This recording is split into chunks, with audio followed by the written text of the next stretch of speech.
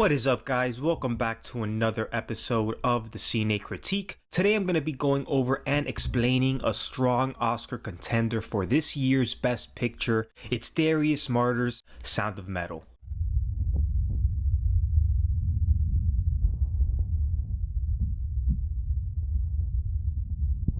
Sound of Metal is a work of art, not just because it has a strong emotional plot with a lot of heart, but also because it has the guts and common sense to avoid the cheesy melodrama and instead opts to take a realistic and human approach to the story. It's also totally original and distinctively its own, separate from the 2014 movie Whiplash, directed by Damien Chazelle, which was an amazing movie in its own right. It also centers around a drummer trying to pursue his dream, but where Whiplash is more of a movie about the cost of being great, Sound of Metal is a movie about the inevitability of change. It's about letting go. It's about accepting the situation for what it is and moving forward. Now, the story is centered around this drummer named Ruben, who's portrayed brilliantly by Riz Ahmed. I could easily see him winning Best Actor at the Oscars for this role. He plays a punk-style drummer who's rapidly losing his hearing and is struggling to come to terms with this new reality.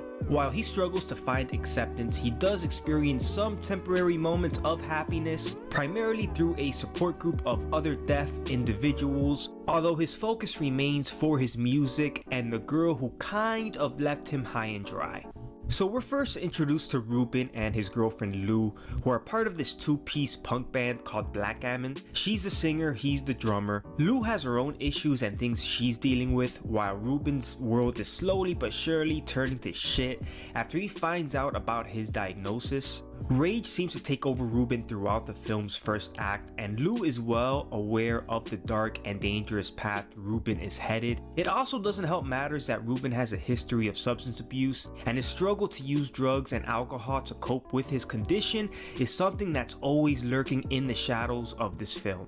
Lou ends up convincing Ruben to go to a communal facility run by this guy named Joe, who's played brilliantly by Paul Raci. He warns them that his institution isn't about curing deaf people as much as it is a place for them to come to terms with their condition. After a heartfelt goodbye, Lou leaves Ruben at the facility to undergo treatment, and she moves back in with her father in Paris. The first few days are hard for Ruben. Part of him wants to run away, while another part of him wants to relapse and begin using drugs again. After an initial struggle to communicate, Ruben learns the American Sign Language alongside the younger students, and a whole new world subsequently opens up to Ruben. Suddenly, he finds himself assuming the position of a big brother for a lot of them, drawing tattoos and teaching them how to play the drums. When Joe observes that Ruben has become quote-unquote very important to a lot of people around here, there is a deep sense of pride in that statement. Joe knows that the stakes were really high against Ruben, and his success comes despite of all that. For all his sincerity, what Joe fails to grasp is Ruben's utter desperation to get back to his old life. Although he has endured much in the last few months, he still hasn't given up on the possibility of getting his full hearing back. Despite what the doctors have repeatedly told him, Ruben has held to the belief that once he gets the surgery for his implants, his hearing will return to normal. One day after he discovers a video clip of Lou on the internet, Ruben's deep longing for both her and what she represents returns. To Ruben, Lou represents his old life, a life where he had his hearing, his love, and his passion, which of course is playing the drums. This leads to Ruben secretly finding an audiologist and selling his RV and all his music gear to raise money for the surgery. Ruben eventually speaks to Joe about what he's feeling, and Joe is clearly not happy with what he's hearing. He points out the similarities between the behavior of an addict and Ruben's actions regarding his relationship with his ex-girlfriend Lou. It's a profoundly uncomfortable and accurate observation, but it's a conversation Ruben needs to hear, as he's been stubborn and some may say delusional for the film's first two acts. Joe doesn't see anything wrong with being deaf, which makes sense because his facility is predicated on the principle that deafness isn't a handicap, it's just simply a way of life. Ruben wants to stay at the facility until he receives his hearing implants, but if Joe allows him to stay there, it will send out a convoluted message to the rest of the patients, especially to the young children there.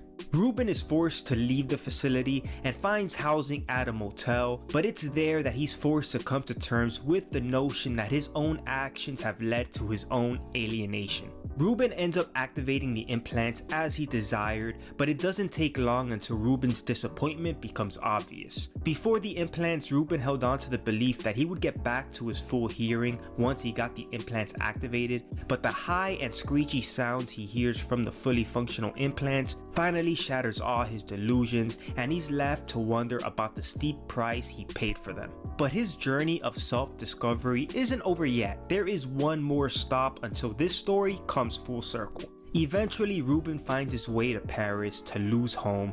He discovers that she's happy and thriving, but she's also very different from the Lou he used to know. The more time he spends with her, the more he realizes that he doesn't have a place in her life any longer. While Ruben was desperately trying to get back to his past, Lou has moved on to her future. For the first time in the course of the film, he accepts the inevitability of change and gracefully decides to walk out of Lou's life for good.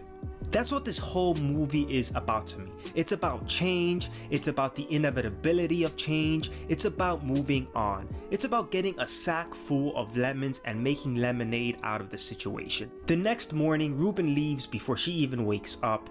Outside, he's overwhelmed by his emotional turmoil as well as the noises of a busy and noisy city. Ruben decides to take off his receptors, making everything go silent. It's in those moments of impenetrable solitude he finally discovers the stillness that Joe often spoke about earlier in the film. Director Darius Marder ends the movie at this point, leaving Ruben's future very open-ended. We don't know for sure what happens next for Ruben, but my money is on him someday finding his way back to Joe's facility. After all, Joe didn't permanently ban Ruben from ever coming back. He just needed Ruben to make peace with his condition before being accepted back. And as we see in the film's final scenes, it seems like Ruben is finally at that place in his life.